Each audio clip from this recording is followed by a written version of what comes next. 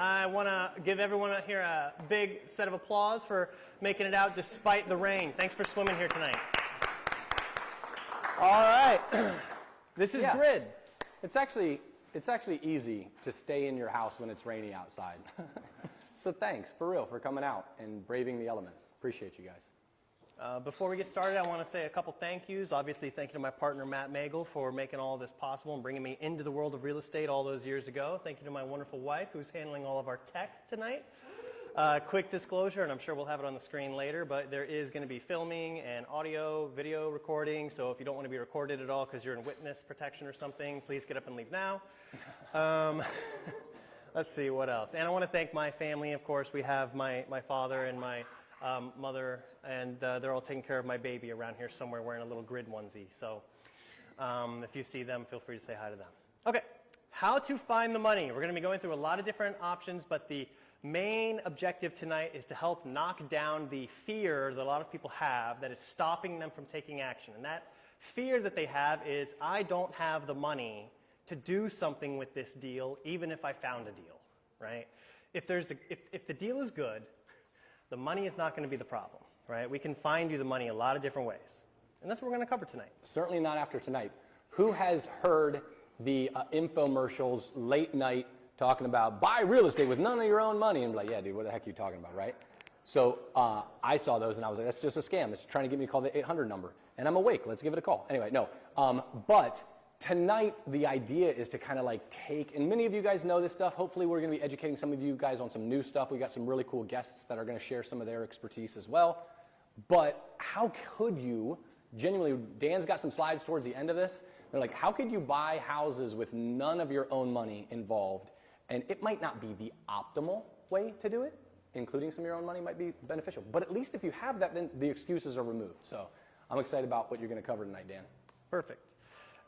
Here's the notice, release, filming, and photography. Perfect. We also have the deal triangle that I want to just get through briefly at the beginning. When you were asked to put on your name tag, you were asked to also select a color. These colors are to help facilitate your networking tonight. I'm a big proponent of the idea that you should be monetizing your networking. Has everyone heard the phrase, your network is your net worth? Yes. You've all heard that? Okay. How many of you have known people for like 10 years and you still haven't done a deal with them? Like, you should be monetizing these relationships, and there are going to be opportunities, hi Karen, that are going to be possible for you only if you actually are opening your eyes to them, right? So here's a quick example, right? If you're going to be doing a deal, what do you need? Well, you need the opportunity, so you should know someone who is constantly putting opportunities in front of you. That could be a wholesaler, a bird dog. It could be a referral partner. What if you knew an attorney who handled divorces or an attorney who handled probate? There are people out there who could be giving you these opportunities constantly. They benefit, you benefit. That's a good person to have in your Rolodex. Next, the money, which is what we're going to be hopefully covering tonight, right? HML is hard money lender, PML is private money lender. They're similar, but they're not entirely the same. Private money partners, obviously you have your mortgage brokers, and a gator lender is someone who's going to want to make a big chunk of money in a short period of time, right? That could often be for funding EMD or for funding, say, transactional lending on a double close. And if that sounds like Greek to you, hopefully it won't by the end of tonight. Also, we have service providers. That's going to be your agents, your contractors, property managers, title companies, anyone at all who is bringing their years of experience to the table in order to manage and oversee the deal. So, for example, if it's a flip, maybe you should partner with a general contractor on your first one, so you have someone who's got experience kind of putting the guardrails up while you're bowling, right? Or if it's a hold and you've never been a landlord before, it might behoove you to have a property manager or two in your phone who you could call to help you out with that. And of course, in the center, you have your connectors. These are people who have been experienced in this game, possibly for decades, and they know a lot of people. So they can help put the deal together by finding all the pieces that you might be missing. So that's what I think you should be considering tonight. If you're a beginner, who do you know, who do you need to know, and where do you feel most comfortable, right? As a beginner, do you feel most comfortable becoming the deal provider where you go out and hunt for the deals? If you're a beginner and you're trying to consider getting into this world, do you feel more comfortable being the money provider? Where do you see yourself? And if you're not sure, talk to people here tonight and start to get a feel for what their day-to-day looks like, right? Maybe you imagined you were going to be the money provider, but after talking, you actually would rather be I don't know, the wholesaler. Maybe you feel there's more power in bringing the deal to the table. Maybe you feel like that's a better bargaining position for you, right? But this is one of the core concepts that I want people to understand is if you're going to do business with someone, in order to have a seat at the table, what are you bringing to the table to kind of earn that seat? Does that make sense? Okay. Let's just do this real quick. Does anybody, having looked at this, I think I grabbed him and brought him up here. Does anybody, having looked at this, feel like they want to switch their name tag? You can't wear 6, I mean, we can be doing multiple of these things, right? For those of you who have been in the game for a little while, you can be doing the money, you can be finding the deals, you can be doing that stuff. But for tonight's exercise and networking and such, we're going to have you pick one. Does anybody want to switch their name tag? You raise your hand first. What color would you like to switch to? Red. Perfect. Thank you. What? Yellow. Yellow. Good. We're running out of colors here, people. In the back, what color? Green. Okay. Who else? Green. All right, we'll get you a green as well. And we will have a networking session during this where we can maybe swap some of that stuff out. So I'll get you a green. Who else wants to switch their color? Anybody else want a blue or a purple by chance? All right, cool. I'll get you a green. And then, Dan, if you wouldn't mind just asking people to raise their hand real quick for each one of those. Could I have anyone wearing red or who feels like they best represent themselves as wearing red tonight stand up? This is going to be any kind of service provider. All right. Joe. Thank you very much. Take a seat. I don't have the what about our money providers? Anyone who would feel best represented with the color green? Any money providers want to stand up, make yourselves known here? Great. Okay, awesome. Back down. Do we have any deal providers in the room? Any Yellow wholesalers? deal providers, wholesalers. Any deal providers Bird in the dog room? referral partners. Great. All right, well, you're going to be popular tonight. Yeah. All right. And then do we have any beginners in the room?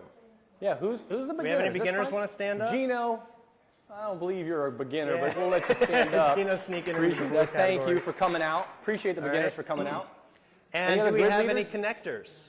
Yeah, hey, Patrick, yes, that's right. Okay, yeah, they're in the back. Got a couple connectors in the room. Good, okay. I actually do just want to briefly recognize a couple of our connectors. Patrick, if I could start with you, if you'd mind standing up, please, for a moment longer. Patrick runs a grid chapter in Woodbridge in the Potomac area, and I've been to his chapter. They're excellent. I would highly recommend that if you like what you see tonight, or I guess maybe if you don't, go try him out. Maybe he can redeem the grid. Yeah, he's maybe better. he can redeem us. All right? Thank you, Patrick. And Naya, if you wouldn't mind standing up. Naya is also going to be our guest speaker today. She's going to be having some excellent knowledge to share, especially in the category of creative finance. Has anyone here heard of creative finance? Raise your hand. Okay, good. Hands down. Who would love to do more creative finance deals? Okay, hands down. So you're going to want to make sure you connect with Naya. Thank you, Naya. All right. Great. Oh, and who here is excited to learn what creative finance is? Somebody say yes. Okay, good. Excellent. Thank you. All right. Well, with that in mind, I actually don't want this to be a lecture. I want this to be much more collaborative, so we're going to have our first breakout of the night. What I want you to do is attempt to monetize just your table. Just start there. Meet and greet the people there, collect their contact information, and find out under what circumstances could you do a deal together? What would it look like? What would you need to bring to the table, and what would they need to bring to the table in order for both of you to make money? Right? And there's two really common ways of doing that. One way is to actually JV on a deal, and you actually like partner up. Right? I bring the money, you bring the deal, and together we do a deal, right? Or you could earn connector fees, right? A connector fee is basically you're getting a cut of something because you have what they need. So for example, I went to an event last month, and one of the agents there told me that he had a very large buyer, a whale buyer, as they say, who's looking to purchase an entire portfolio. So he said, if you run into anyone who has a portfolio for sale, let me know. And I said, okay. And then about a week later, I came across another agent who had an entire portfolio for sale. So I said, hey, if I find you, if I connect you with a buyer, what's it worth to you? Right? Like, are you gonna make sure that I make it out of here with something intact? And so I'm still waiting to see if that deal goes through. But if it does, that would be an example of earning a connector fee because you remembered what the people you're talking to are looking for. So make it your homework to find out, okay, what does this person need? What does this person need? And then just, what is it called? The reticular system? Who knows what I'm trying to think of? Reticular activation. Reticular activation system, right? Suddenly, like if you want to buy a Mustang, suddenly you'll see them everywhere. Same thing. If you know what to look for, suddenly you'll see it everywhere, and now you can start to monetize all of your networking in a much more easy way. All right? All right. The tables all have about 5 or so, 6 people at them. If you guys can be fair with the amount of time and nobody take the entire 5 minutes, chat. Good. You.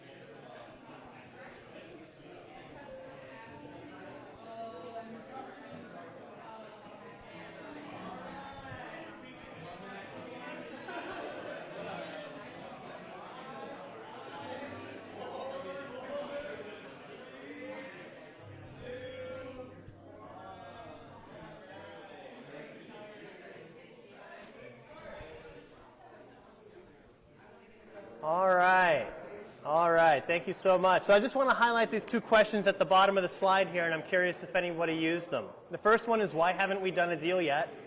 Very direct, to the point. And the second one would be, who else do you want to meet? Both of those are 2 questions that I try to ask everyone that I talk to when I go networking, and I strongly recommend them for you as well. They've definitely worked out for me. All the best connections I've ever had came through referral, not happenstance, right? It's almost always, hey, who do you think who do you know that I should know? A question like that. And those are some of the, because they are now thinking through their entire network, who do I want to bring forward, right? Okay. Sponsor spotlights. We've got a couple different sponsors I want to go through and thank tonight. First one's going to be Sell Simply with Mr. Mike Capello, who I don't think is here tonight, but he was with us last month, did a great job speaking. If you're not familiar with what Sell Simply is, they are basically a wholesaling company. So if you want to reach out to someone who's doing some great wholesale deals and understands creative finance, Mike's a great guy. Next, I want to highlight Simply Funded with Cherie Warwick. That's going to be a hard money lender. She also does some DSCR loans, and she can base some of her DSCR loans off of the rents that would be for short-term rental. Hey, Dan, real quick, what's a DSCR loan? I don't know what that is. It is a debt service coverage ratio loan. Yep. I know it sounds like I may be speaking Greek to some of the people who are on the newer side here, but you will catch on. Cool. What's a debt service ratio loan, Dan? So we're going to go through all this tonight. It's kind of tonight's topic. All right. Next, I want to shout out Thomas Price. Thomas, run on up here. Where's Thomas? I'm serious. All right, stand up or come up. One of the two. Yeah, you actually showed up, so you get to show up. I did show up. Yeah. All right, let's give it a hand for Thomas Price. Hey, do you have the mic? Oh, yes. Haha. Yeah, by the way, the mic is not going to project into this room, but there's people watching us online, possibly. 30-second elevator pitch. Go. Thomas Price, Home Pro Property Management. Basically, we just help with all your residential rental needs. That's pretty straightforward. Do you do short-term rentals? Not really, no. We're Medium? long-term. We Medium do term? have some medium-term that we're open to. We've got a lot of relationships with traveling nurses, things like that, but ultimately, we're mainly long-term. What geographic area do you cover? Virginia. We are out of D.C., and I would not suggest. If anybody's in D.C. and is curious or is thinking about going to D.C., talk to me, and I'll tell you why it's in Perfect. Thank you. Awesome.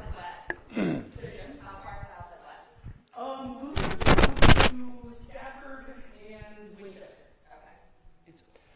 Just so you guys know, you're not going to hear this over the speakers, but this is for the internet folks and for the recording. So it's like this is not working, it's working, you just can't hear it working. Thank you. For your general contracting needs, we have Mr. Mark Beckett in Kaza Construction.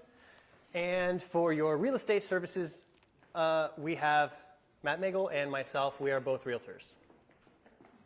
Great job. By the way, just wanted to point out, when we're talking about the deal triangle, how you need all 3, I just gave you all 3, right? Here you have a wholesaler who can give you deals. Here you've got someone who can bring you money. Here's the guy who's going to manage it or who's going to flip it. And then here's the people who are going to sell it if you're flipping it. So there you go. All right. Oh, by the way, joinkaza.com. If any of you are considering becoming an agent, we would love to interview you and see if it's a good fit. And if not, we will give you some recommendations on where else you might try that might be a better fit. What else, Matt, on that topic? We're going to hit it next. Leadership intro for Mr. Matt Megel. Go. Perfect. Hi. Thanks for coming out. My name's Matt. The only thing I want to plug right now is we are definitely on the grow as a real estate agent team. So if you know of an agent that loves real estate but maybe doesn't love exactly what real estate is providing them, I would love for you to scan this. It was that joinkaza.com also a URL that you can send them to, because we're trying to grow our real estate team right now. And if they're interested in investing, we do have a really interesting training that is to some degree proprietary with our Kaza family, where we teach agents how to effectively work with real estate investors, because there's lots of ways you can ineffectively work with real estate investors, trust me on that. But we have a way that we've kind of done that. So if you know anybody looking to have a successful career in real estate, I'd love to talk to them. Awesome. And also, I don't know if anyone has been reading the news, but I believe there's legislation coming out that is going to be making wholesaling a lot more troublesome if you don't have a license. So if you know any wholesalers who are interested in becoming licensed, we'd be happy to work with them on that. Okay. Yeah, we've got a really interesting I don't even know what platform might be the proper term because it's a little bit ambiguous, called Gain. And Gain is something that through the brokerage where we hang our license, we're teaching people how to both be investors as agents and work with investors as agents. So if you know anybody who's interested in the real estate investing space and they're an agent and they're looking for some guidance, because it does feel like a bit of a guidance vacuum or a training vacuum, definitely want to connect with them. Even if they're not going to be working intimately with us, we've got a really cool opportunity for them. Hi, everyone. My name is Daniel Nice. I started with Matt in 2020. Right at the beginning of the pandemic. Yep, and I have loved being a part of real estate. It's one of the reasons I'm so excited to be a part of Casa, be a part of Grid. And about half of my business is working with investors. I try to specialize in kind of holding the new investor's hand if they're new in order to kind of guide them through everything and connect them with all the different resources that they need. And then it's actually kind of cool to watch them go out and do deals even like beyond that where they kind of don't need that anymore. In fact, I think we've got somebody here who did a deal recently through Grid. And then what else? Yeah, I would just love to be connected with any of your real estate needs. Thank you. Are you still looking for wholesalers? I know at one point you were like, that's always looking. I've met, I think, almost all of them in our area. Okay, good. Congrats. I jokingly say, because I've been asking around for months. But if you know another good wholesaler, especially anyone who does creative deals in our area, I would love to meet them. Perfect. Okay. Oh, actually, to that point, if you know anyone who wants to try and become a wholesaler, we have a system now where Mike is actually doing weekly calls where you will just come join him and he will kind of show you what to say. Here's the number, dial it, and kind of help walk you through wholesaling. That we can get your first deal done. So if anyone's interested in doing that. Who are our wholesalers in the room right now? A couple, just anybody who's done any sort of wholesaling deals? I thought I saw more than just one. Okay. I mean, well, maybe this would be a smaller audience. I was going to say, like, that's a real leg up. I mean, the first time you try your hand at wholesaling, you're just picking up the phone and it's shaking. You're like, do you want to sell your house? Like to sit down and hear a pro do it in front of you is such a cool opportunity, in my opinion. And my opinion on it, by the way, is a lot of people, they just don't take action. They come to a lot of stuff, they watch a lot of videos, they read a lot of books, and they never do anything. And even if they have a wholesaler handing them the deal and asking for their wholesale fee, they still don't take action because they're like, oh, well, by the time he brought it to me, it's probably not a good deal, and they probably passed on it, or it's probably getting bid on with everybody. Like, they come up with every excuse in the book to not take action. But if it's your deal that you found and they're just helping you get it across the line, I find that fixes it, right? You're actually going to move forward because it's your deal and you believe in it. Yeah. Anyhow, all right, so what is Grid? Grid is a global real estate community built for investors by investors. Grid makes investing accessible through association. That's my favorite part right there. I'm sure everyone has heard that you are the average of the 5 people you spend the most time with. So constantly be top grading who you're spending your time with, right? The reason you're coming out to these networking events is to find the 1 or 2 or 3 best friends that you're going to know 10 years from now, right? The people who you're going to have a really solid friendship that's probably built on having done a lot of really good business, right? As opposed to the other way around. Build this community because this community is your community. The more people there are in the community, the more money everyone can make, right? And who do you know that would benefit from connecting, right? I would encourage you to constantly be inviting more people into this world.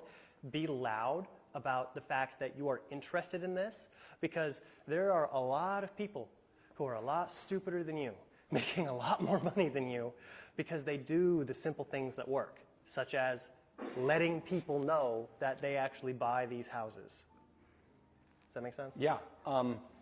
We want to grow this community only because we want the community to be successful. We want people in the community to be like, yes, I'm successful so that we can have other people come. And the more people that are part of this on a regular basis, the better speakers, guests, mind share that we can have come in here. So yes, we obviously have an interest in having this continue to grow because it's free and we get a lot of money from free stuff. No, because we want it to be a better and better and better environment for people to kind of succeed in, including ourselves.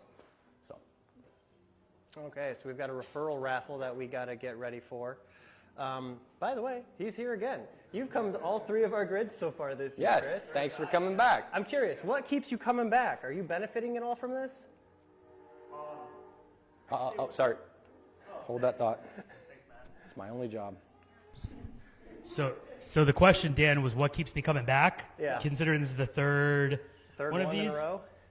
Well, I'd say the almost instantaneous results, like at last event last month. I mean, long story short, I was trying to do this by myself, and I was under contract that morning on a duplex in Martinsburg, West Virginia. It was like, regular financing, 7-something% interest rate, and like the numbers were barely working, but I was like, whatever, I'm gonna make it work.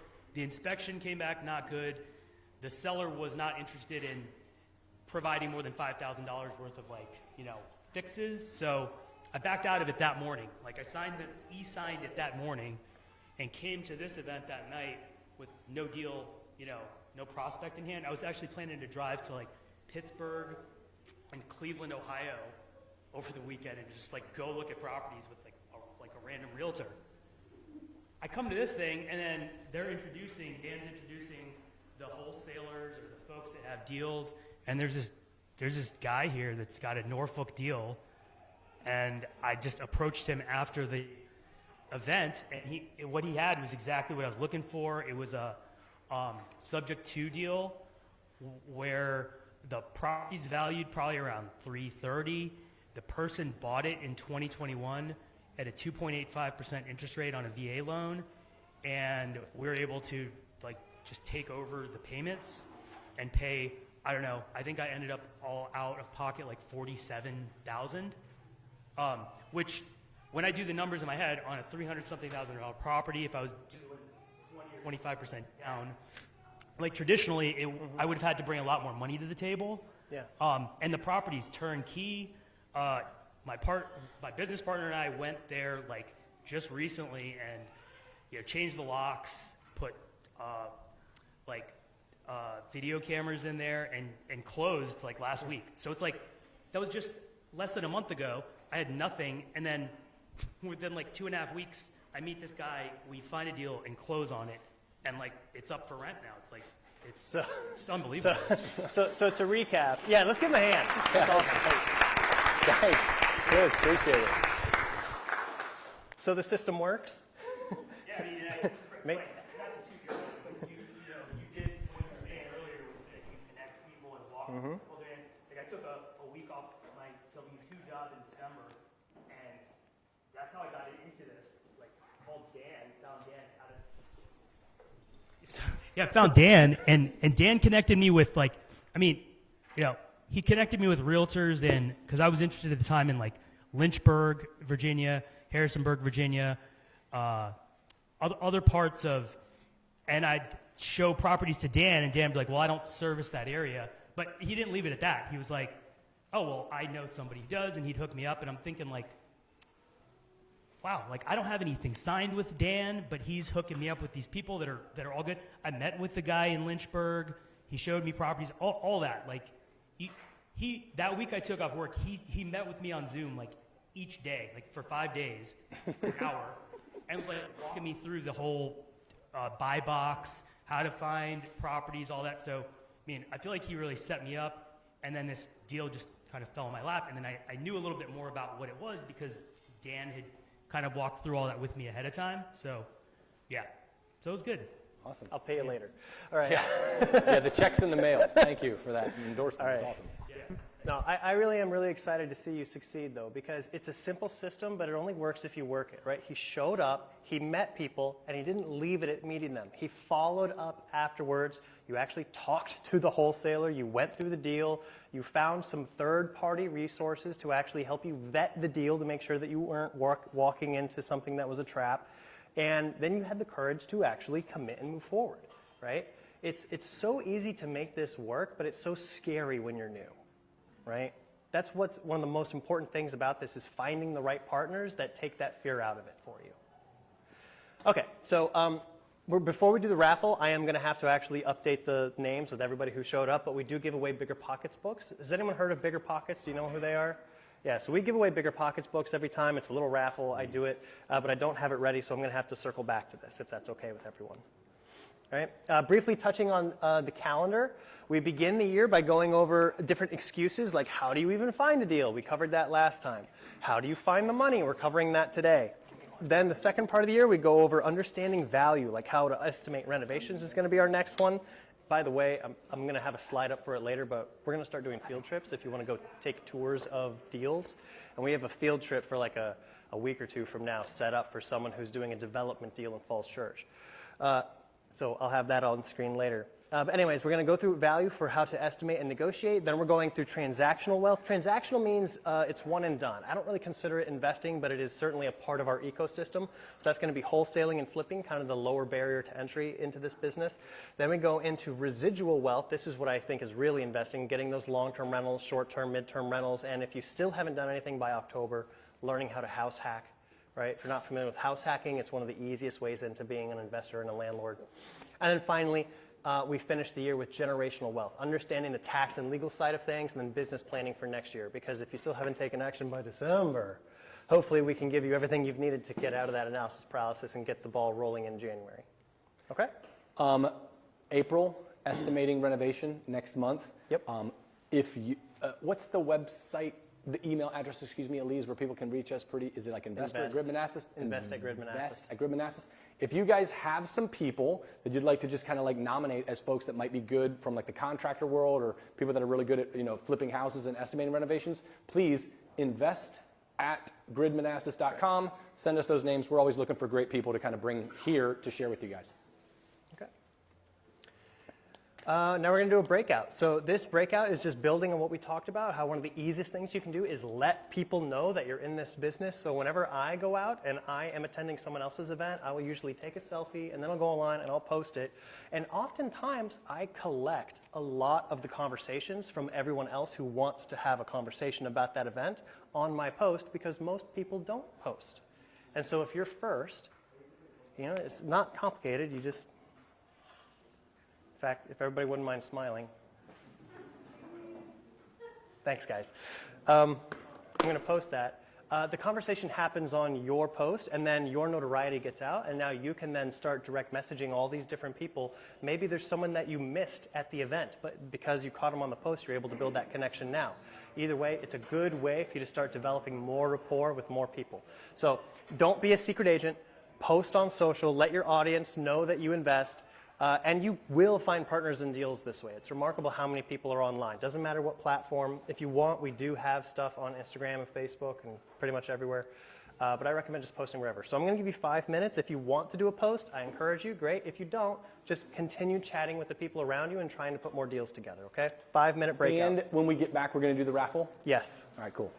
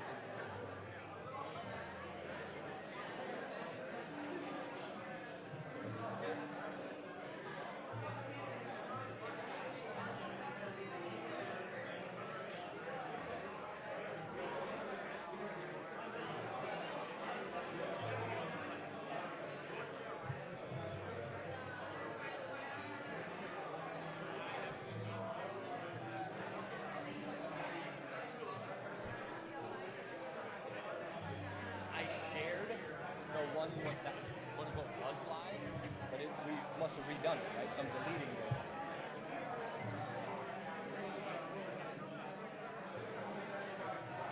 This is on Manassas. So there's probably a second one that we did after that. This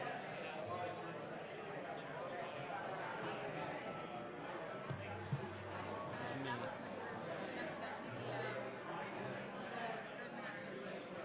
That's not what I was on?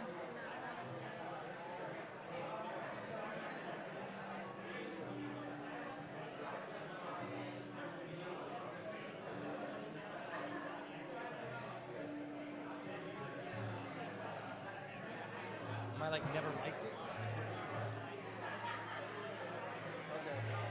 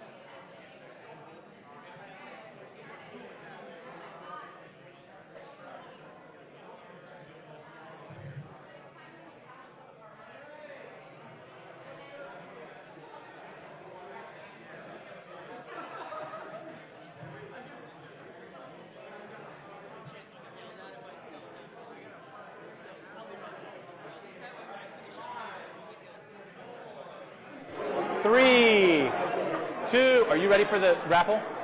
Yep. One, let's go.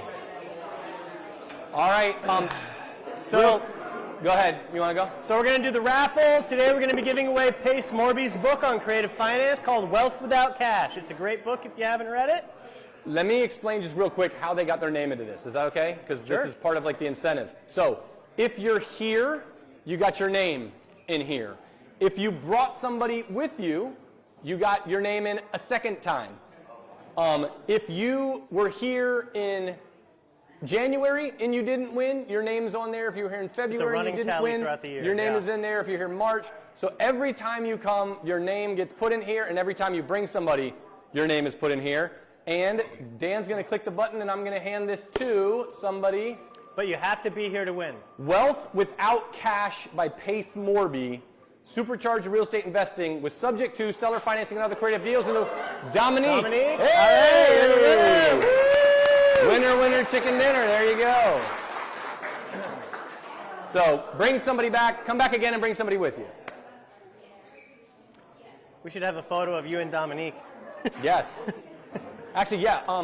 Can we snap it, dude? Yeah. Dominique, would you be so kind to let me take a photo with you while I'm...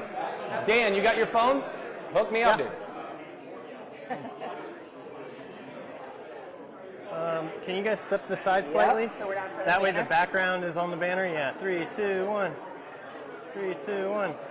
Perfect. Thanks. Appreciate you. Matt, I'm even in it. Yeah, perfect. All right, let's go. All right, let's get into tonight's topic finally. Where'd This is Naya going to be go? how to find the There she money is. with guest speaker your Naya. turn. All right, important legal stuff. I am not a lawyer. I am not any of the things that would let you sue me, so don't sue me. But just basically do your own due diligence. We are not endorsing any specific real estate deals. Do your own research, okay? And don't sue us. We're going to call you up when you're ready. Oh, Yeah, sorry. Don't I'm worry, sorry. you're going to be It was standing my a while. fault. It was my fault. I told her. All right, Sorry, so my we're bad. going to start off with some real fundamentals. If you're going to be raising capital in order to get money for your deals, I like to start off with something that a lot of people actually have not heard of. Even the people who have done deals, you might still not be familiar with this concept, which is a capital stack. In order to structure a deal, you might end up getting money from several sources. And those sources are going to have different pros and cons for the way that you use their money, right? So a capital stack is just where you got all your money from and how it is invested into the deal, right? So for example, you have senior, junior, debt, preferred equity, and common equity. Who here can tell me the difference between debt and equity as a starting point? Anybody want to volunteer? Anybody know debt v. equity? Yeah. I kind of like that. Yeah. I Say it like again? the simplicity of it. Debt's money Yeah. you owe, and equity's money you have. Okay. Capital. Yeah, I kind of like that. So essentially, there's going to be three things I'm going to want to cover with you. One of them is ownership, right? Debt versus equity. If you have a loan on a property, like if you just go buy a house and you get a regular Fannie Mae, Freddie Mac conventional loan on it, the senior debt is going to be that loan that you're getting, and there's no other debt on the property, right? If down the road you decide to pull out a HELOC, which is a home equity line of credit, that's probably going to be in a junior position. It's second, kind of like if you got a second mortgage or a second lien on the property, right? Debt is something that you eventually repay, and by the time it's repaid, it's then gone, and you can own the property free and clear.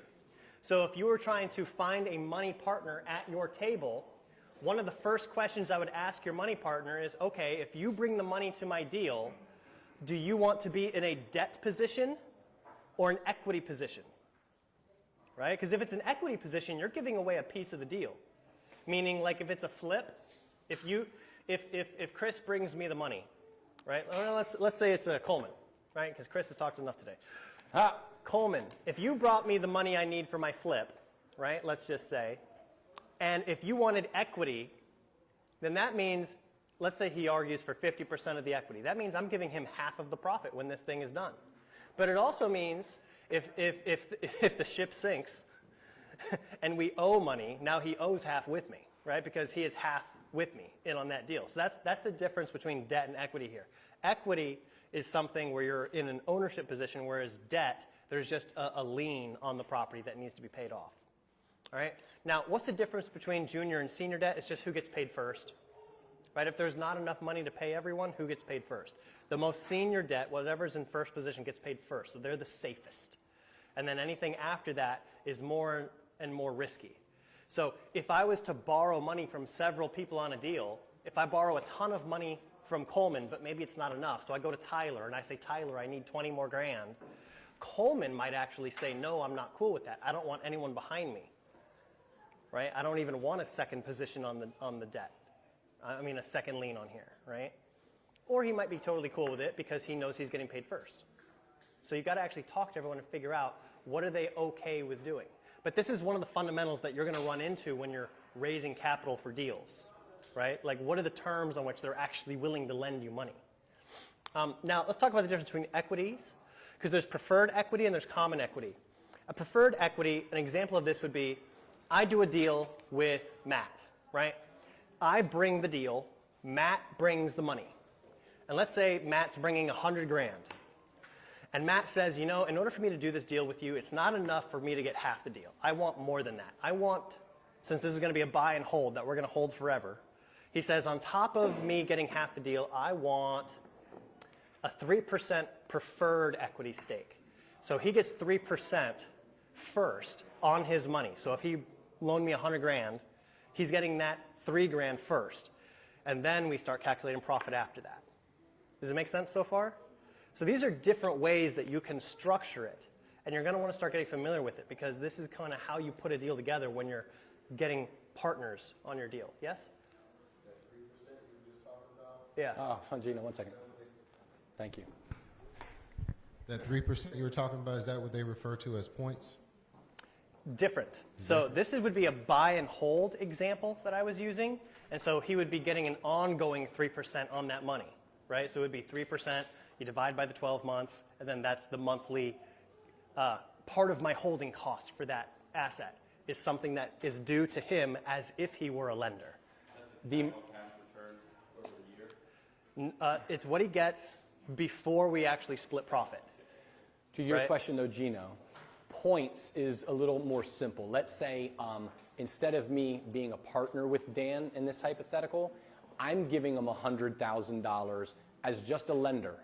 It's going to be his house. He's going to own it in its entirety. I'm just going to give him $300,000. But I want 3 points. At the origination of that loan, when I'm giving the 3, he's immediately on the hook for $3,000. Doesn't include interest. I may be charging him interest in addition to that. I might say, hey, and I want, just as a simple math, I want 12%, 1% per month.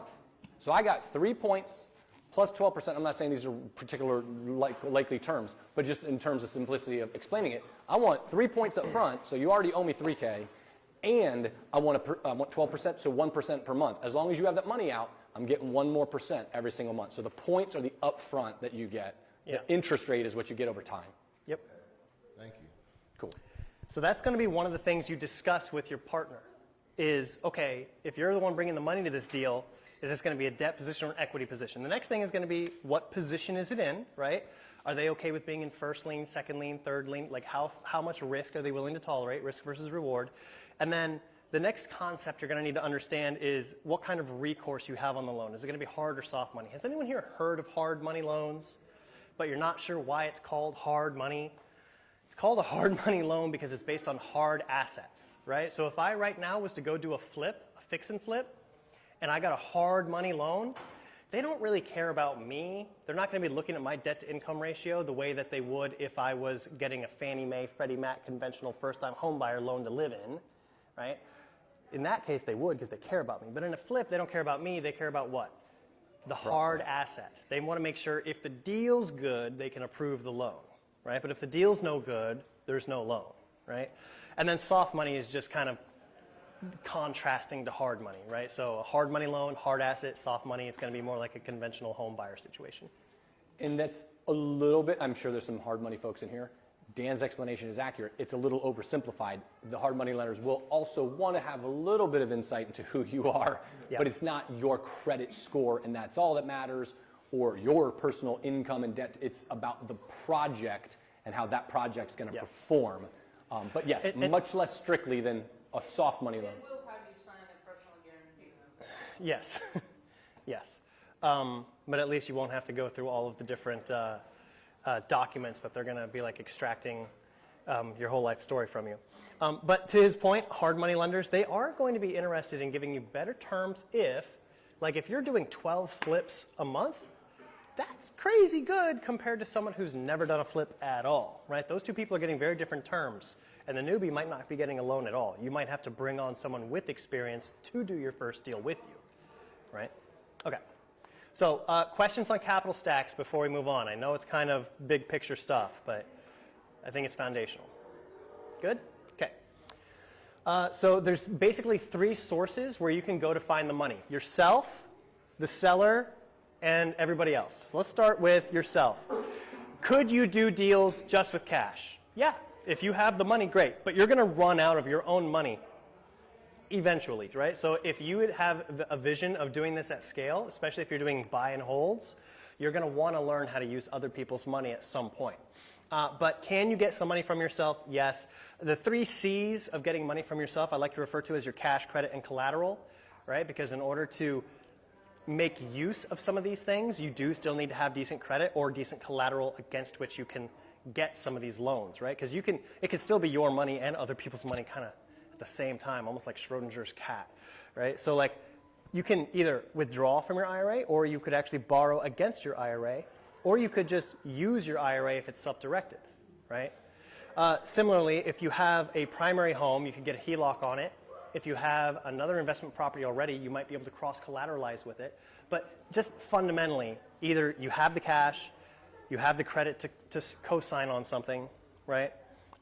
For example, once you get into multifamily, if you have a lot of money, just signing your name can get you a big piece of that deal if you're the one who's actually bringing the credibility to sign on that loan, right? So sometimes your credit gets you a huge piece of a deal just because of all that you've already built, right? And then, of course, if you have any kind of hard asset that you can use as collateral, right?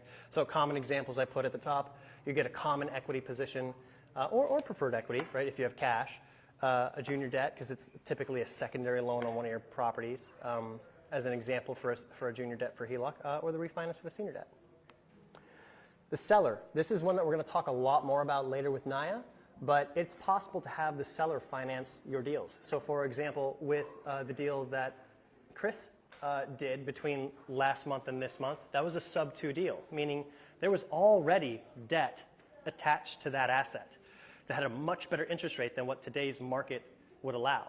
And so he was able to step in and take over that debt without putting it in his name. He could just get the asset in his name, keep the debt in the seller's name, and continue making those payments. And so that is a way of using essentially the seller to help fund what you're doing. Now, alternatively, we could do something called seller finance if the property was free and clear. Yes?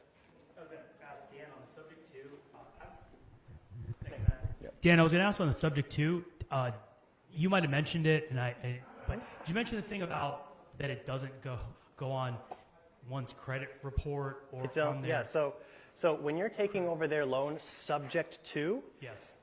it is still in the seller's name, so it's on the seller's report, not yours. Yes. And after a little bit of time of making those payments, we can actually get it off of the seller's report to a large degree as well. Yeah. So I just meant is a benefit to the investor. Right? You don't have to qualify for a loan. Yeah. And then it doesn't go against one's debt to income ratio. Right. Either, which, I don't know. In my view, at least for me, I felt like that kept, so I was already pre-approved for the duplex that I was originally under contract with, Yeah, you can double dip. and I didn't use that, right? Right. So I feel You like... still have that in reserve Yes, to go get another exactly. one now. Exactly. Yeah. Yeah. Which is the whole point, right? So what he's talking about is he was pre-approved to go get his own loan using his own credit, right? But once he uses that he's going to use it up because that's going to, at a certain point, you'll run out of how much you can qualify for. And so because of that, he would run out. Instead, he kept that in reserve and he used this option. He used the seller's financing, which means now he can go back and he can still do option 1 on another deal. Or he could keep doing this forever. I'm sure Naya has some thoughts. And of course, you have hybrid deals, which is just some combination of the two of these, right? Could you imagine if the seller, for example, let's say the house is worth $400,000, right? And let's say 200 of it is the mortgage balance at a very attractive rate, and maybe it's 15 years into its 30-year note. So now, how much of that payment is going towards the interest versus the principal? A lot more is finally going towards principal, right? Those first 15 years, that seller worked very hard for you. And now you can kind of step in and start benefiting those next 15 years. Now, so that would be the subject to half. The other $200,000 of that $400,000 house, you could agree to pay them directly. You could form your own loan agreement with them. You would decide how long you're willing to pay it.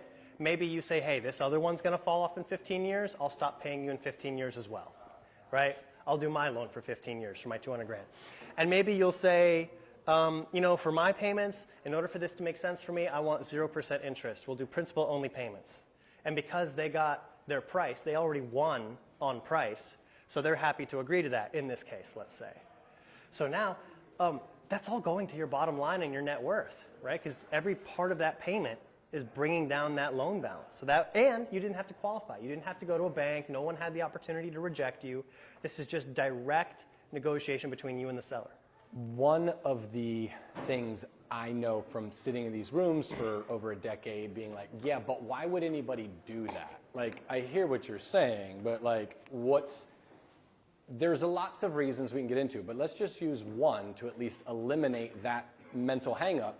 What if the comps show that that house in its current condition right now is worth $400,000, like Dan said, but you agree under these subject to and seller financing deals that you're going to buy it for $450,000.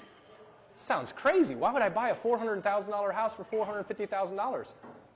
Because he's willing to let you pay a 0% interest rate loan over 15 years, and he's got a 2 point whatever on his first mortgage that you're paying. Oh, and by the way, when you look at all of your costs of purchasing that property, with apparently in this scenario no money down, though you're buying it for $50,000 over market, you could rent it out for X and you're only paying him Y, so the gap on that is $500. Like, and the seller's like, I just sold a $400,000 house for $450,000. Now granted, This area is more of an appreciating market compared to other parts of the country, so I can only speak to this area. Little does he know, in 7 years, it's going to be worth $500,000. So who really, got the better deal? The loan is still in his name, and you're still making payments on it. So, like, there are scenarios where you can make the overall terms package make sense to a seller, even if this, on face value, is like, yeah, but who would ever do that? Does that make sense? A former federal judge did that with Naya and her subject to purchase. Exactly that scenario. Yep. Perfect. Yep. All right. Okay, and now everybody else. There's so many other people who want to be the money partner in your deal. Here's just a few examples.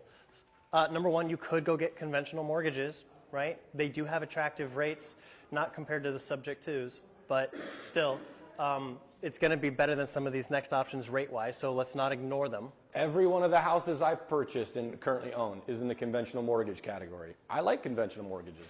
They're great options. They work, they help. Then you also have portfolio loans. Portfolio loan is going to be different. There's a lot of local banks that you can go to in order to get these, where the terms are not going to be the same as what they would be as if they had to then turn around and resell it to Fannie Mae or Freddie Mac. So a conventional mortgage has to adhere to certain standards, and a portfolio loan is much more about what that bank's individual standards might be, right? Which also means you're not going to get capped at 10. You might be able to have many more, right? Additionally, we have DSCR loans, which we mentioned were debt service coverage ratio loans. This is a great way to buy property in an LLC because it's not about you as a borrower, it is about the hard asset. And so these are going to be really helpful for your buy and holds that are going to be held, particularly with partners where you're trying to do it as an LLC in order to make the partnership work, right? Next are going to be your hard money loans, and private money partners. Hard money and private money, kind of hard to differentiate between those two. The way I would basically lay it out for you is that if it's a hard money lender, they're going to be like a business where you call them, they are ready to go, and they will get that loan funded as long as it is a real deal that actually adheres to that hard money lender's standards. Whereas a private money lender is your Uncle Bob. And so now instead of asking Uncle Bob, like, okay, what's your process, you might have to help Uncle Bob through it, right? Because Uncle Bob has a lot of money, but he's never done a deal before, so you better have the paperwork. Right?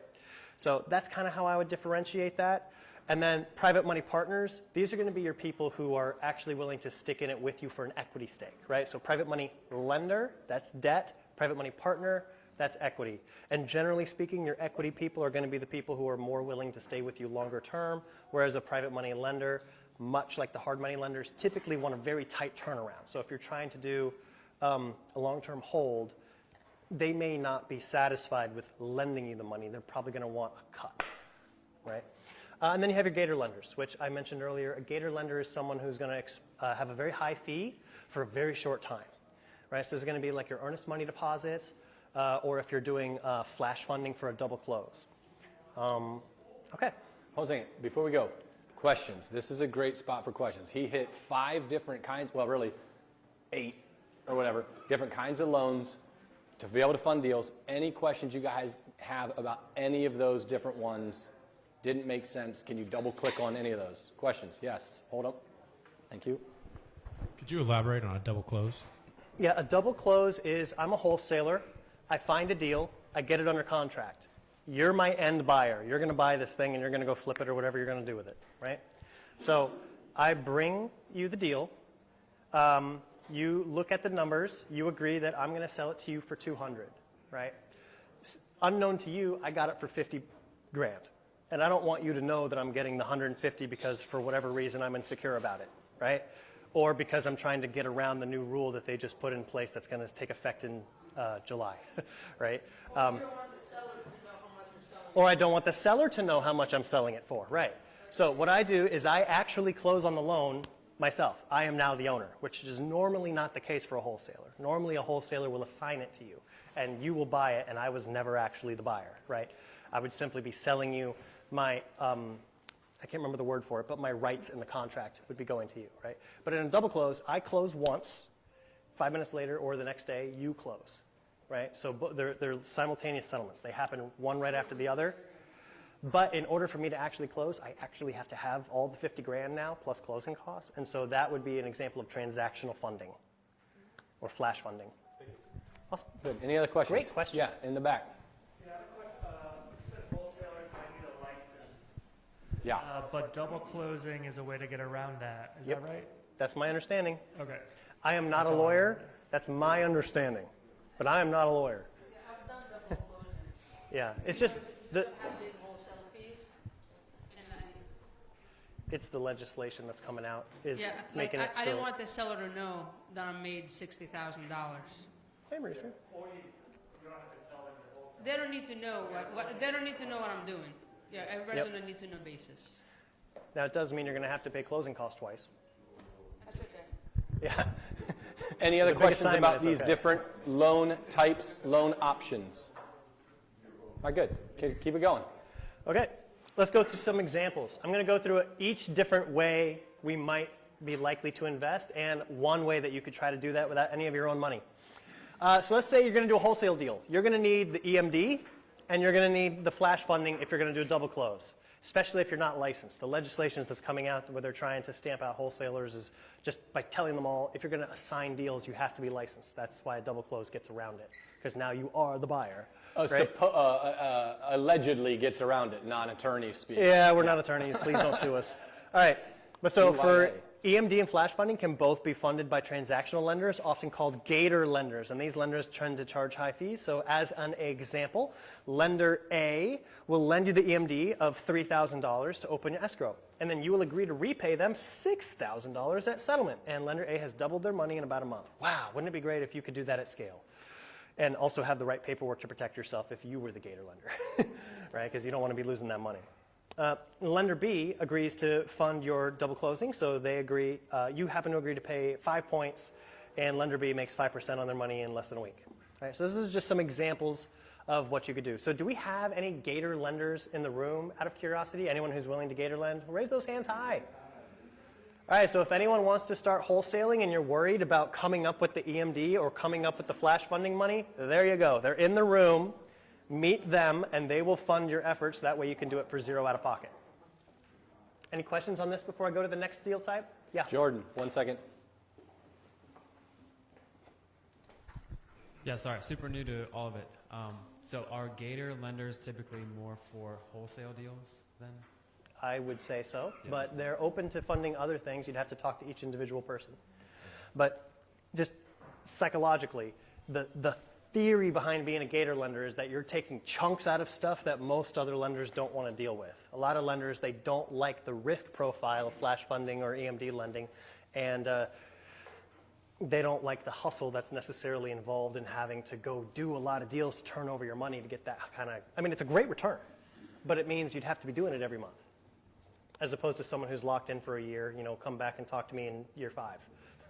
Right, it's a different type of lending. For those who raised your hands, sorry, and I'm going to come to your question in just a second. For those who raised your hands that do gator lending outside of the wholesale space, where still in the transactional or gator lending, where do you find yourself doing that? Is there other Teresa? So like, He's he was basically saying like, asking is you gator lending just for wholesaling? And I'm saying, let's say if we took wholesaling out, is there another place that you tend to be lending? Absolutely, yeah. Which would, That's where I started basically being a private money lender, you know, sorry. flips and things like that. Sorry. No problem. Yeah, so private money lending for things other than this, yes. You can have to be a private money lender to lend on deals like that, just like you described, getting points up front, interest payments over a certain period of time. If you're gator lending or transactional lending, like Dan said, a transactional lender, is there other places where you do transactional lending that's not in the wholesale space? I would think so. I mean, and I'm only sounding this way because, Yeah. believe it or not, I'm on my first Gator Hey, deal let's with, go. with Daniel. So I'm learning the Gator thing. But you can have gap funding. Gap you know, funding, that's shorter term, smaller amounts of money. And so, I mean, that gap funding can be for any other thing outside of wholesale as well. So Anybody else in that space? I don't do lending, but I know in multifamily, somebody's short on their income rate or their equity rates, they might use a gator transaction to basically do gap funding and get them the last $200,000, last $300,000 of the deal. And the way they describe it is it's going to be one of the 5th most expensive loans you ever have. They'll do it for a short period of time. Perfect, okay. Dan, did you have another question? A lot of times you end up, those who need the loan, Yeah, it's just a piece of the deal. It's small. Yeah. Yes. Just a quick question. Yes. Outside of what we're doing here in this networking, is there anywhere, if I were interested in becoming a Gator lender, is there anywhere that I would list this or, find who might be searching for that? Sure. Dan? So are you trying to learn more about how to become one, or you're trying to find people who want your services? Probably both. Are you on right? Facebook? Well, Yeah. because I'm new to the investing space, but I want to, Both. Are you on Facebook? yes. There's a lot of Facebook groups. Base Morby has a good group. Grid has a good group. Cashflow Breakfast Club has a good group. There's also one that's just called, I think, Wholesalers in Virginia. There's a bunch of Facebook groups. Dude, you will be swarmed if you just post it and then just reach out to all of them, start building your list. Is it your own private money or Yes, privately. your own money? Yes. I mean, I can keep it busy. Jad's volunteering. House in Manassas, 4,000. Just bought a house in Bristol for 450. Just money you can keep it busy all year. Okay. Perfect. Awesome. All right. An example for flip deals, you're going to need to find same thing first, EMD, because that's always how you open escrow. Then you're going to need acquisition funding and the reno funding. A bunch of different options here, including the creative finance options, but we're just going to go with a basic example here. Gator lender Gary lends you the EMD so you can open escrow. Then Hard Money Hank lends you the funds you need for closing escrow to purchase the property, right? That's your acquisition funding there. Then Contractor Connor happens to have a program to finance the reno and defer payment until settlement. And then Equity Ethan, right? Let's say he's your brother. He funds any remaining costs for a preferred equity stake, right? This is an example of how you could potentially do the entire flip without any of your own funds. Thoughts or questions? Nope. Let's keep going. There you go. I know, we're running long tonight. All right, house hacking. This was one where it makes more sense to maybe start with conventional. You're going to be owner occupying this thing. Other than getting a good creative finance deal, I'm thinking going with something conventional, maybe a VA, USDA, or FHA loans if you qualify for any of those. First time home buyer is what FTHB stands for, and there's different grant programs available. I think I saw a grant program recently where they're going to give you 3.5% grant towards your purchase. I think I saw that somewhere. But stuff like that exists. It comes and it goes, so you just got to be on the lookout for it. So let's say, for example, your father, Franklin, he gifts you the EMD that you need to open escrow. Then he also gifts an additional amount necessary for the down payment or closing costs, or perhaps you got a grant, some combination of these. Or maybe he co-signs on the loan to give you the needed credit if you don't have enough credit to qualify for one of these soft money loans. And then the mortgage broker, Mitch, lends you the money you need to buy and rent on the property with a 203K loan. Wait, are you Mitch? I did not design that way. You're a mortgage broker too as well, right? You can yeah, okay, so guys, there he is. Yeah. Mortgage broker Mitch, there he is. So he can, and you can do a 203K loan? I just set one up today. Okay, perfect. Yeah, so that's a way that you could buy and rent a property as long as you're willing to occupy it, and you could do that for very little out of pocket. Potentially none if you have a father named Franklin. Questions on, by the way, those of you who don't know house hacking is you buy a house and then you rent out the rooms in that house in order to mitigate or potentially even cash flow your property, right? To mitigate the downside or maybe even turn a profit. Okay, questions on this before I move forward? Cool, an example for rental deals. So again, you're gonna need EMD, the acquisition funding, any potential reno, and then a reserves account, which is often overlooked. If you're gonna be buying something, you don't wanna find out a week after buying it that you ran out of money and now you're in deep doo-doo, right? You should always have a reserves account planned in your numbers. Are there different ways to get this? Yes, you get hard money like a DSCR loan. A DSCR loan is considered hard money only because it is based on the hard asset. Conventional or portfolio loans are both options. Private money lenders and private money partners, although you're more likely to end up, I think, with a private money partner. I don't know a lot of private money lenders that are going to be wanting to have such a long hold time for a buy and hold. And of course, creative finance is always a fan favorite. So example, Gator Gary might lend you the EMD you need to open the escrow. DSCR Dave might lend you 70% of the acquisition funding, and then Ethan equity because he's got a lot of money and he trusts you so much. He's going to help fund the remaining costs for a preferred equity stake. And maybe you even give him the lion's share of the deal. If all you did was bring the deal to the table, that has a lot of value, but if for a buy and hold, depends on what you're able to negotiate with your partner. This is something that my business partner Rob did a number of times back in 2008, 9, 10 throughout the city of Herndon. He had a private money partner. He found the deals. He was committing to doing the management of the asset as well. So he found the deal and he was going to manage the deal. Also, he was going to just project manage the renovation. The hard money guy said, cool, here's the money, do it. They split it 50-50. They own some, actually, I don't know if it's 8 or 18, but a bunch of properties up there that they've had, and they've started paying them all off. How much? 9. Yeah, the property manager here knows exactly how many, right? How many doors? 9. He's like, I'm managing them, and man, do I think of those about properties. It is about kind of who you know and putting that deal together. In the back, you had a question earlier, and I said I was going to come back to you, and I didn't come back to you. Do you still have a question? I did. I was wondering why the level for EMD funding was higher risk when you were looking at, I think, example 1. Why is EMD perceived as a higher risk? Well, that is the money that is at stake. So you actually need to look into the contract and the paperwork and make sure that you are protecting yourself, because if the contract has already been signed and it is signed in such a way where it makes it very difficult for you to get your money back, that can be perceived as riskier. Right. Okay. If the EMD is lost, you don't have much recourse other than going after the person personally. So that's also why the fees are higher, because you're building in, I'm going to lose some of these with these wacky real estate investors that are just throwing EMDs everywhere.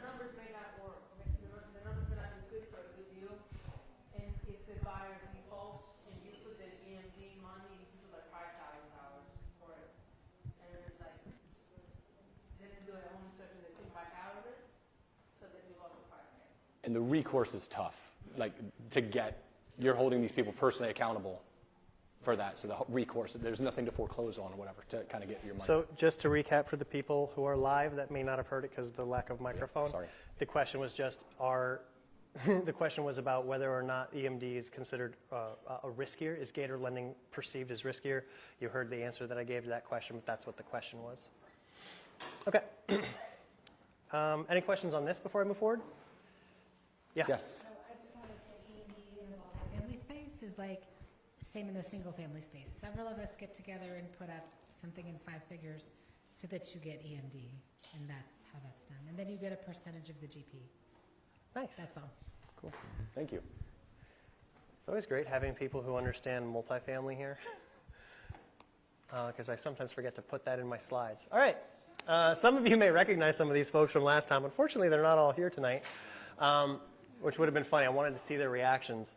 If they're online watching, hi, Christy. I think she's watching.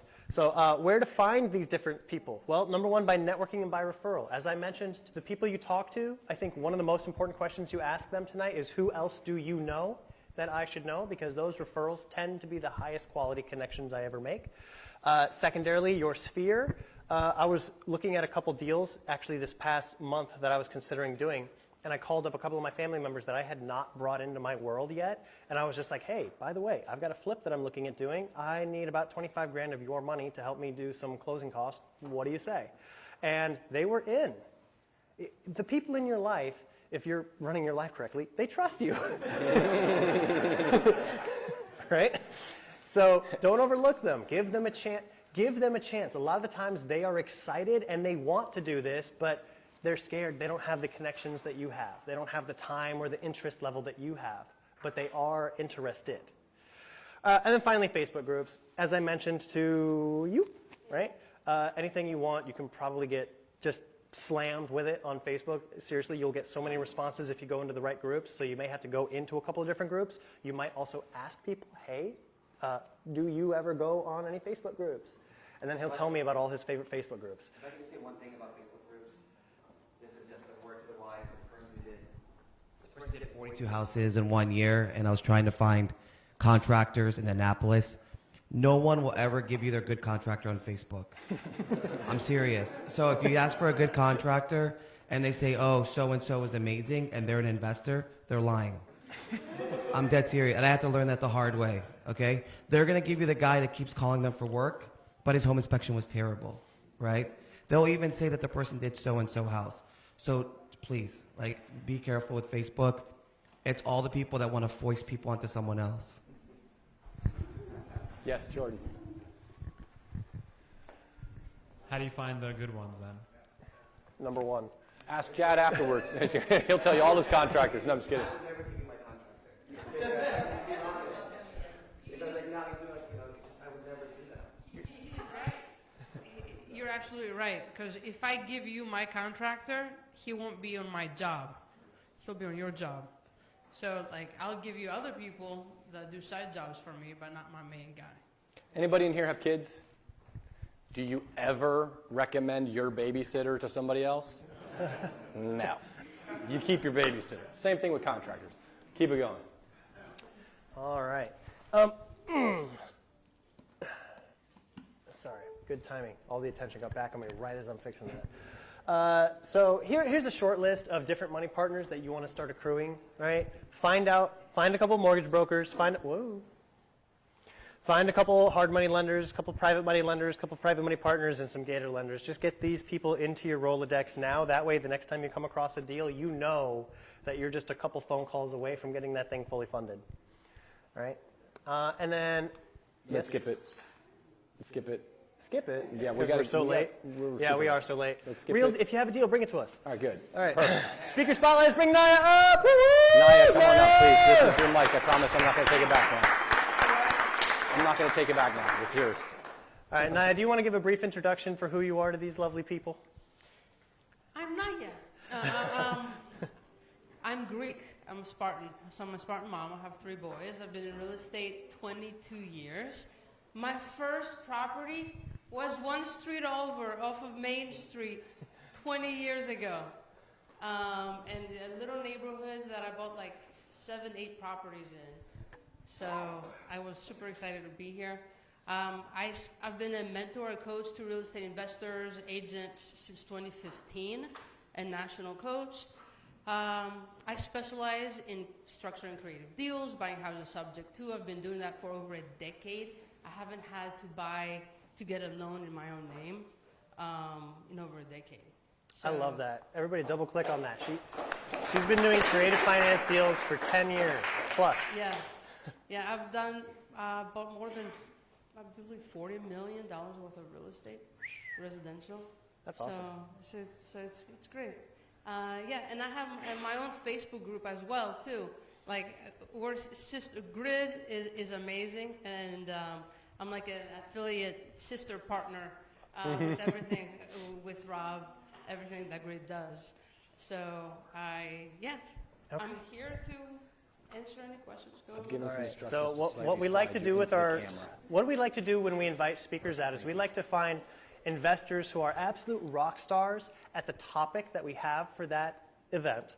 And we want them to be a local investor who's actually knocking it out of the park right here in our backyard. Because it's great that you can go on YouTube and find out about Pace Morby, but he's doing his stuff out in Arizona. He's right? in our mastermind. Yeah, he's in your mastermind. He's in our mastermind.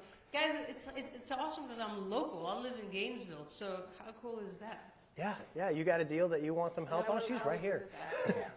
So what I want to do is I want to do a case study with her just to kind of show you an example of what it could be like to do some creative finance. So do you have a deal in mind that we could take a look at? I have a lot of deals. What kind of deal? I have bought properties where I've gotten paid. Let's do that one. Okay. I bought a property and I got paid. Actually, I got a lot of those. But let's do an easy one. That it was in Prince William County, in Woodbridge. There was a house that was 4 years old. A colonel in the military bought it, and he only had it for a year. And then he got transfer orders to go to another state, and he needed to sell it. So what happens within a year? He had a VA loan, and it had the loan to value amount was very high. So within a year, it didn't appreciate that much. So when you're using real estate agents and you have to pay commissions and closing costs, you're going to have to pay out of pocket, right? One of the things that I do is I always market in the winter months, and my buying time is a lot higher after schools open up from September to like February, March. That's where I buy most of my properties. So it was around Thanksgiving time, and his house was on the market. It was on the market, it didn't sell. So I met with him, I educated him, and I told him, well, you have to bring money to the table, whether it's me or someone else. And he did. We closed 2 weeks later, and he paid me $50,000 to buy his house. It was brand new. I didn't even have to put a coat of paint in there. Okay, I turned around and I rented it out for 2 years, and then I sold it in 2021, and I made another $100,000 because they had appreciated. So Yeah. I made $50K on when I bought it, and another 101 when I sold it. All right, wow. Okay, so let me back up a step then. Question number one, what kind of a deal was this? This was a rental that you bought, and you did it as a creative finance as a sub two. Yes, I bought it subject to, and I turned it into a rental. Yes, Yeah. temporarily, yeah. And then, second question, how did you find this? So I found it because it was like an expired listing. Yeah. Expireds are a great place to go if you're trying to find a deal, because that is kind of like the graveyard where the agent already tried. The seller's already been beaten up by the market and told that what they want is not unreasonable. Things are moving slowly. Yeah. When you look at expired listings, how long do you wait before you call them? If they're expired, I would just, I could go back like 120 days. You could even go back 6 months just to see if they relisted or if they sold or did something with that. It's up to you. And if you're not an agent, another thing that you could do, whether you are an agent or you're not an agent, I'm going to give you guys a golden nugget right now. You can market to active listings that are on the market 45 days or longer, as long as your marketing material says you're disclosing, you're not trying to list it. Do you know how many people, what's the number one reason why a house doesn't sell from a seller's perspective? Overpriced. Overpriced, but whose fault is it? Agent. The agent's fault. Mm-hmm. That's what they say. You know, and many times, not every agent is equal. You're phenomenal, okay? But just like doctors and attorneys, they provide a service. And so many of them do not provide a great service. So. Real quick, for those who might not have heard, the question was, how long do you wait for internet, I'm speaking specifically, how long do you wait before calling expireds? To which I was like, I'll call them whenever. Whatever. Yeah, I don't wait.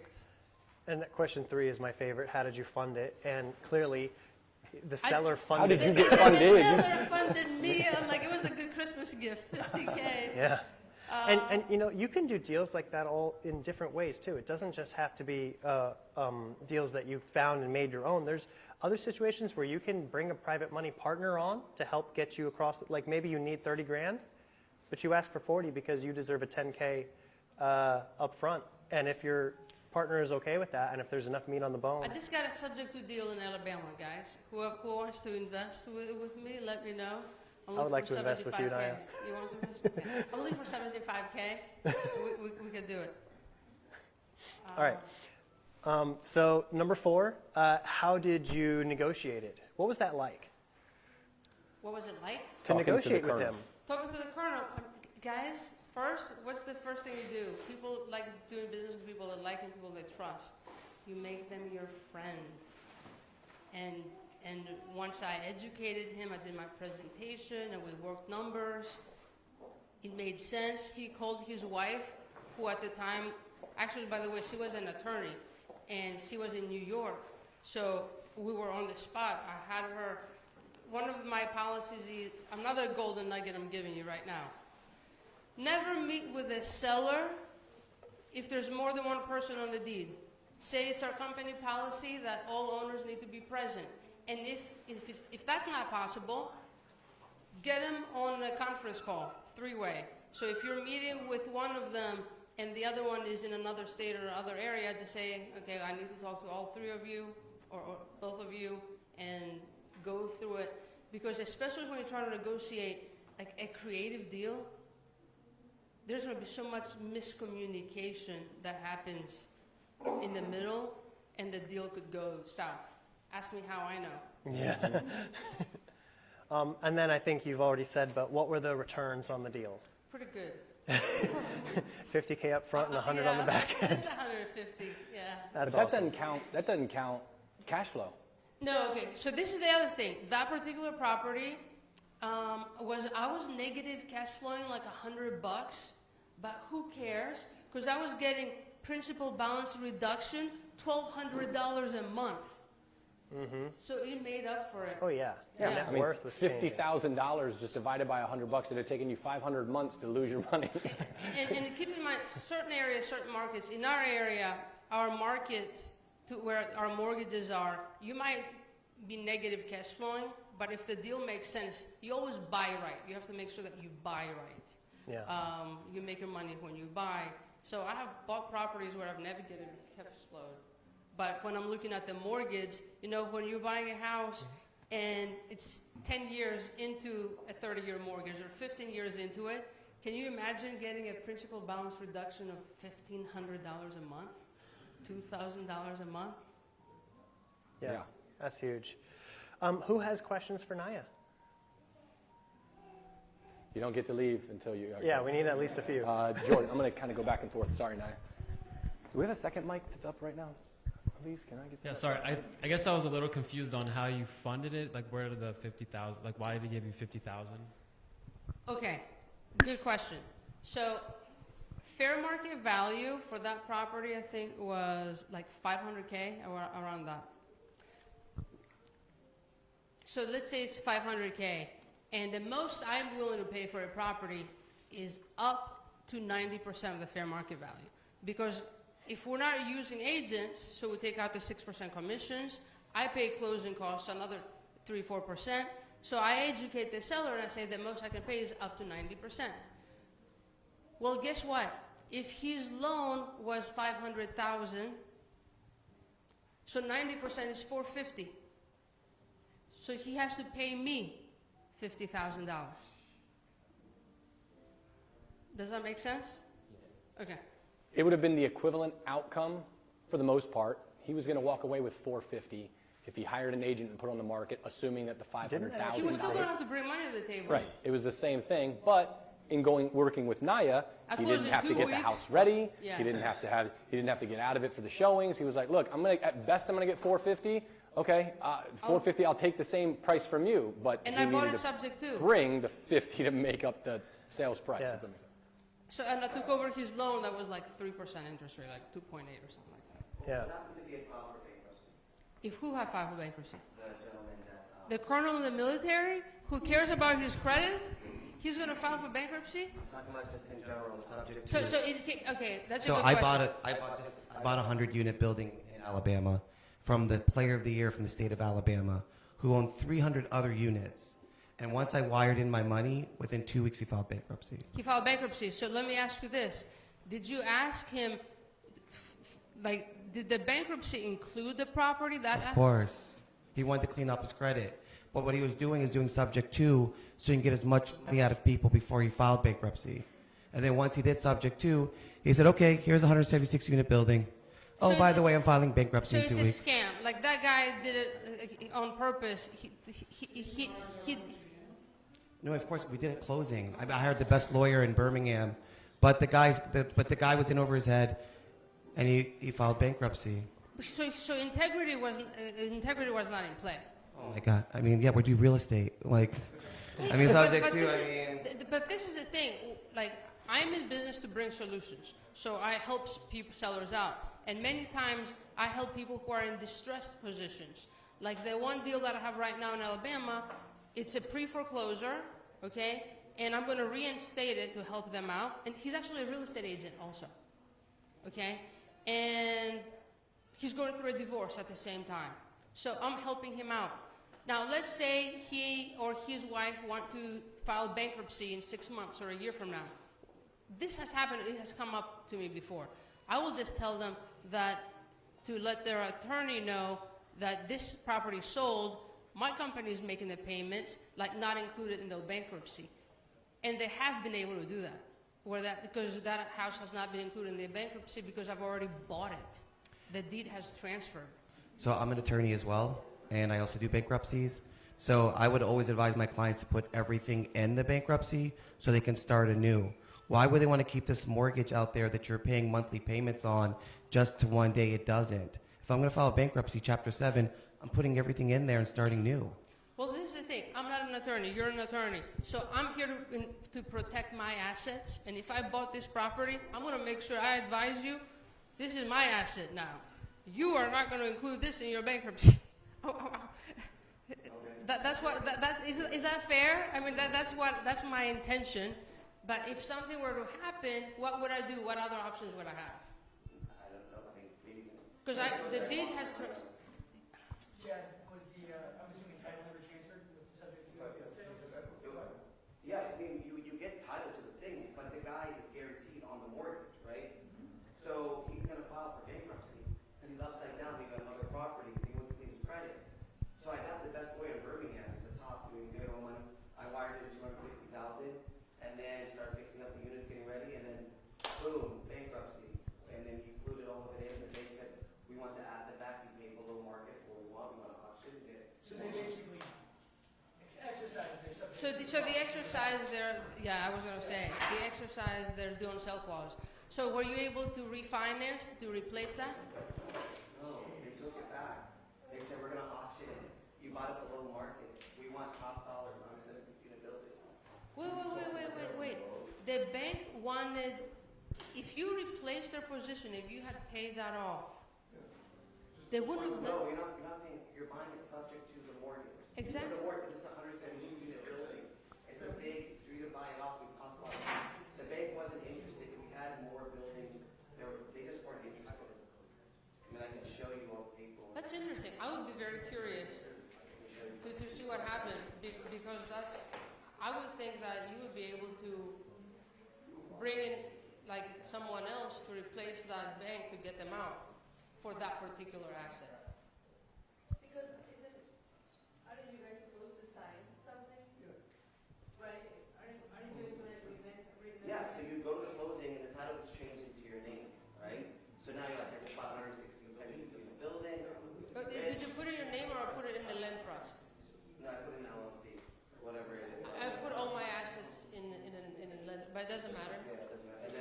But then the gentleman, like I said, I went and met with him, but his whole game plan was to file bankruptcy because he owned other units. And I guess the bank just wasn't interested. They just wanted to take everything back and just try to sell it for top dollar. That's interesting. They're still in worse position. They're on it. It still belongs to them until it's paid off. Yeah, the loan is still a lien let's do on the this. property. Let's pepper let's jab move with on. these questions a little bit later. Any other questions that we have for Naya? Over there. Over Yeah. there. Oh, here. Sorry. How many? So if you could go back in time 20 years ago when you bought your first one, knowing what you know now, what would you tell yourself when you bought your first investment property? Very good Great question. Love it. I would tell myself, Naya, you better keep all of them. Because I've sold a ton of them. And if I had kept them, even the 8 that I had right here in Old Town Manassas, my net worth would be a lot higher. So that's what I would tell you. I would say, you know what? Like, hold on to them. Yeah. Hold on to them. Cash flow, or if you sell one, like get them more to get paid off, or yeah. That's what I would tell them. And how would you tell yourself to finance them? The same way, subject like creative deals, like all day long. All day long. I used my first deals where I would go to the bank, get a traditional loan, put 20% down, and then you run out of your own money. You don't have any more money to do that. So then, when the market crashed, flipped some houses, learned that game. I didn't like signing my name on a personal guarantee, so I learned creative financing, deal structuring, and that's easier. So it's a little past 7:40, and we normally would start cleaning up really soon. Gosh. So we're going way too long. So everyone, let's give Naya a big hand. Let's thank her so much for speaking with us today. Normally we would have a segment where we ask anyone who's currently working on a deal to share their deals if they have anything that they'd like to dispo.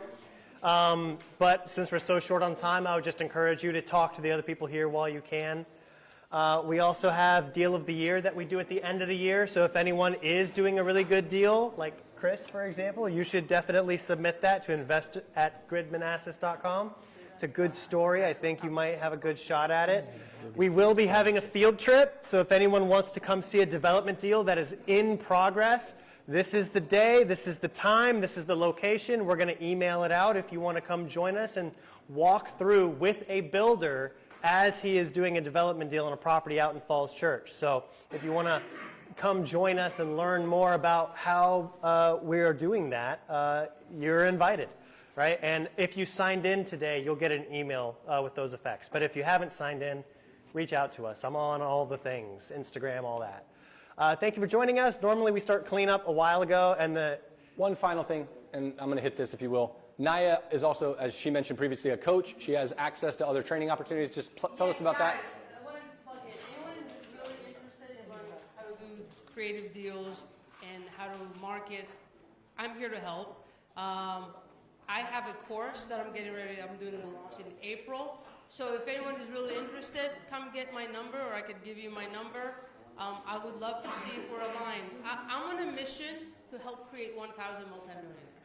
And to me, the best way to do it, thank you, it's creative deal structuring and financing is the best way to do it. Awesome. Thank you for your time, Naya. I really appreciate you coming out. Thank you, Naya. Last thing, right? Last thing is this. The networking, we do it during the meeting, and we really want you guys to connect with people that are not at your table after the meeting. And Manassas Museum has been an incredible asset, excuse me, for us to be able to hold these meetings. And we're worried about testing that relationship by overstaying our welcome in this room. So as long as you guys can you can stay in the lobby and then hang out, and there's a Sinstrel brewery out here and a bunch of restaurants if you guys need to continue it. But if we can be out of this room in, say, about 10 minutes, that would really help us to start breaking it down, okay? Thank you so much for coming. Come back next month.